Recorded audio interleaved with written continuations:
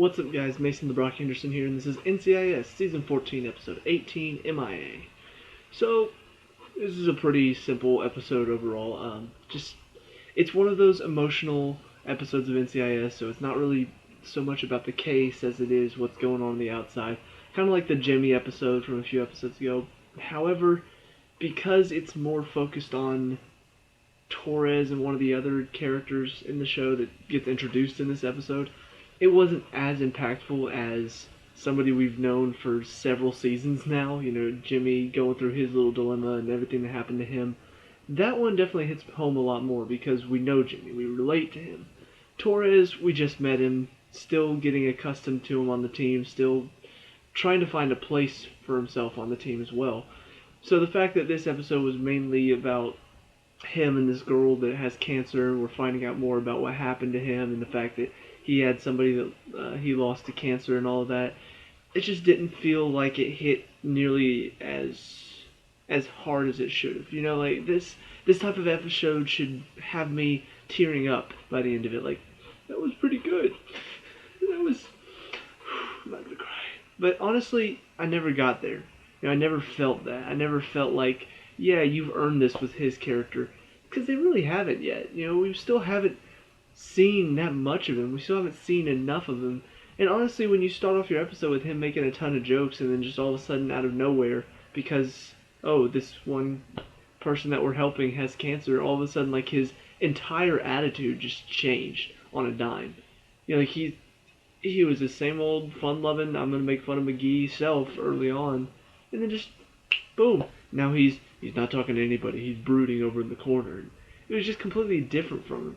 And I don't know, it just didn't feel right. It didn't feel natural for his character all of a sudden just make a complete 180 on his attitude for the day just because of that one thing. I mean, you know, I've gone through similar things where I'll be chipper early on, but then something happens going through the day and my attitude does kind of take a downturn. But it generally happens on a regression. It's not like all of a sudden I'm here, I'm in a good mood, I'm doing well, and then something happens and all of a sudden I'm there. And, you know, if something personally happens, you know, somebody gives you some bad news or something like that, that's one thing. But this is like, because he was reminded of a situation. You know, when that happens to me, like I said, regressive scale. It's like, now I'm thinking about it, oh, that sucks, oh, dang. Now my mind's on it, now I'm in a bad mood. With Torres, it was like he meets her, and he's here, meets her, done. Now I'm in a bad mood for the rest of the day. And so on top of that, we do see this is a pretty cliched episode when it comes to her character. You know, how many times have we seen this kind of spunky person, even though, oh, they've been delivered bad news, they have cancer, it's terminal, it's not going away, it's fatal, it's going to kill her. Oh, she has a chance to get this trial, this experimental thing that may be able to give her 10 more years. Oh, she's been turned down, but guess what? She's still in a great mood because she's just so looking forward to life. I understand that probably does happen quite a bit. You know, most people who realize they don't have long left generally have a better outlook on life than most people. You know, because they're just like, I just want to experience every moment of every day because I don't have very many moments left. And so they want to go into every day looking at it like, this could be my last day, I'm going to enjoy it, I'm going to love it. So, of course this does happen, but we've seen it so many times in shows that it has kind of become a cliche.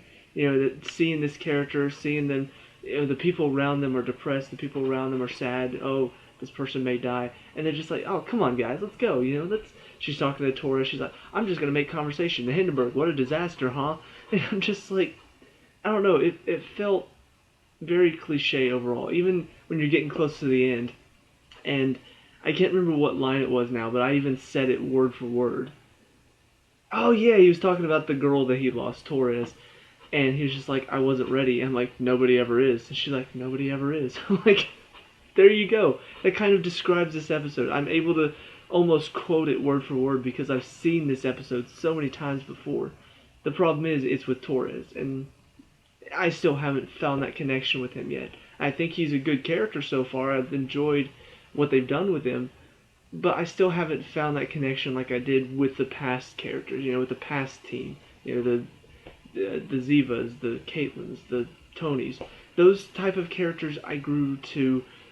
I just grew to find this connection with. You know, they were my friends. They were there. I was there with them, and I was experiencing this entire long running series with them. Torres, I still haven't found that connection yet. You know, I'm still watching from the outside as this character does what he's supposed to do. It doesn't feel like he's real to me yet, so that would be my only complaint about this episode. The rest of it was pretty standard NCIS. You know, the case was a fairly interesting one. Just not really much of a mystery. There's this guy who goes MIA. Apparently, the girl that had cancer was very close with him, but not romantically. I don't think. At least she said they weren't romantically. But she saw what a good officer he could be. She recommended him, and then as soon as she recommended him, he disappears. They're like, so what happened? And then they find out that apparently drugs were being smuggled or stolen or something along those lines. And he found out about it, and so the guy who was behind it all shut him up because of it. So pretty straightforward, pretty simple case, but that's kind of NCIS's way. You know, it's always been a very straightforward case, except for the long-running ones, the ones that go through the entire season. Those typically like to throw a lot of plot twists, like to have a lot of information and a lot more of a mystery.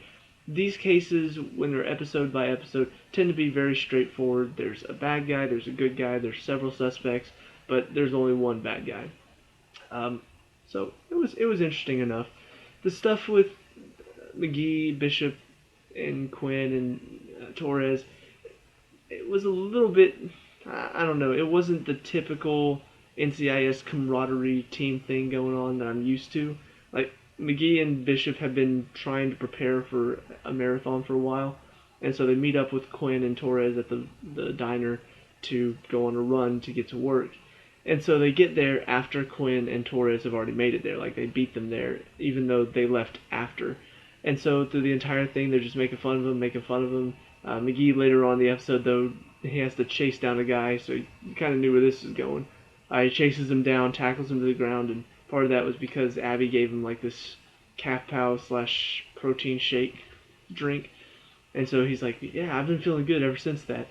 And so, you know, Quinn at the end of the episode is like, nah, you guys, I didn't actually run it. I just called an Uber and drove there.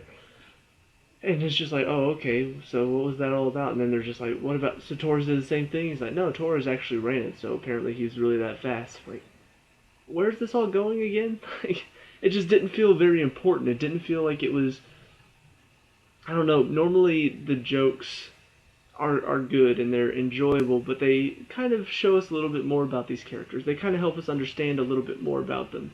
Even if it's not something groundbreaking about them, we do learn something. Yeah, the times when Tony made fun of McGee because he was bringing back, you know, like the tap dancing thing or stuff like that. We saw the jokes, we laughed at them, but we were also learning a bit more about McGee and about Tony sometimes. This is just like they run, and Torres can run really fast, but Quinn can't, so she took an Uber. That's about it. I don't know what else to say. So, I don't know. All in all, it was a fairly average episode. Just that one thing about the fact that it's a cliche story with the cancer patient, with Torres, that kind of bothered me, that they tried to just throw this emotional story at us without really earning Torres and his character. So maybe it's just me, though. Maybe other people have really grown to like him. I don't know. So let me know what you guys think down in the comment section below. What did you like and dislike about this episode? Did the Torres thing work for you? Let me know. We can talk about and discuss all that good stuff. Leave a like and subscribe for future NCIS reviews. I'll see you at the next one. Peace out.